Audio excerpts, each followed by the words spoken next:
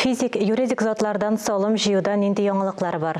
Узган елга табышлар өчен салым декларацияларын тутырып тапшыру вакыты кайчан тәмамлана. Көнбатыш санкцияләренә бәйле рәвештә салым органнарында ачылган ситуацион үзәкләр нинди бурычларны хәл итә?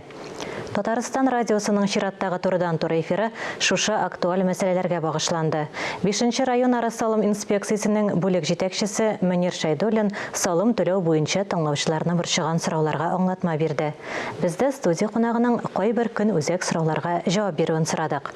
Мөнир Әмирович, хәерле иртә. Исәнмесез, хәерле иртә. Салым буенча физик һәм юридик затларының бурычлары күпме? Безнең исемгә милкәт теркәлгән икән, яисә без бизнес белән шөгыльләнеп табыш алабыз икән, үзебезнең эшебезне алып барабыз икән, без законлы рәвештә белгеләнгән салымнарны түләргә тиешбез.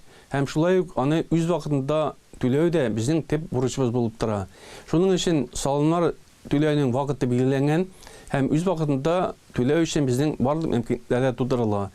Әгәр инде вакытында түләнелмәсә, анда инде пеня түләү каралган, шулай ук безнең физик затларны судка биреп, суд аша алу каралган закон нигезендә. Biz үзебезнең бурычны һәр даим тикшереп карап торырга тиешбез. Бигрәк тә безнең федераль салым хезмәте сайтында күренә безнең үзебезнең шәхси кабинетта бурычларыбыз. Алар булган шартларда шуннан җиңел генә түләү мөмкинлеге бар. Түләмәгән шартларда күңелсез вакыйгаларга юлларга мөмкин без. Бу инде безнең судка мөрәҗәгать итү яисә аннан соң суд приставлары инде игә килергә мөмкин. Юлларда рейдлар үткәрелә. Безнең юхиди оешмалар белән, башка оешмалар белән, шулай ук безнең таможня хезмәткәрләре читегә чыкканда бурычларны чыгармаска да мөмкиннәр. Ташламалардан файдаланучыларга, әмма салым буенча бурычлы физик затларга нинди киңәшләр бирер идегез? Шулай ук без әйтәбез, салым түләүче һәр вакыт үзенең салым өлкәсенә булган мөнәсәбәтләрен карап торсын иде. Бүгенге көндә бик җайлы, бик уңайлы безнең усуллар бар. Бу инде салым инспекциясенә барып бермичә кенә идәнгенә иң беренчесе федераль салым хезмәте сайтында физик затларның шәхси кабинеты дип аталган интерактив сервис эшләп килә. Бик җайлы, бик уңайлы. Әлеге шәхси кабинетны ачып һәр даим күреп торырга була безнең бүгенге көндә нинди хәлебез, бурычыбыз бармы, артык түләнгән сума бармы. Әгәр дә бурыч булган шаракта тиз генә түләү мөмкинлеге каралган шушы сайт аша. Шулай ук безнең инде төрле информатлар бар, түләү терминаллары бар. Шуннан да кирип, үзебезнең иннен хәрефен саннарын куеп, әлеге бурычны күрә алабыз. Булган вакытта тиз генә түли алабыз. Һич югында салым инспекциясенә шалтырату мөмкинлеге бар. Безнең бик уңайлы кайнар линия телефоны эшли. Ул федераль дәрәҗәдә түләүсез һәм бик җайлы. Аның номеры 8800 222 222 2 номеры. Шунда шалтыратып, без үзебезнең бурычлар бармы, юкмы икәнен дә белешә алабыз. Быел кайсы өлкәләрдә салымнар түләүдән азат итүдә яңалыклар кертелде? Быелдан башлап 2020 елдан менә эстәмә социаль вычет барлыкка килде. Әлеге хәтле иде. Ул безнең физик затлар үзләренең саулык сәламәтлеген арттыру өчен физкультура белән түләүле хезмәт өчен акча түләсәләр, һәм шулай ук менә бу фитнес залларына йөрүчеләр бар безнең, анда түләүле хезмәт алучылар 2022 елдан башлап социаль ташлама алалар. Бу инде социальный вычет дип әйтәбез. Аның күләме 1 елга 20 мең сум тәшкил итә, ягъни 15600 сум күләмендә без эш урынында тотылган салымны кире кайтара алабыз.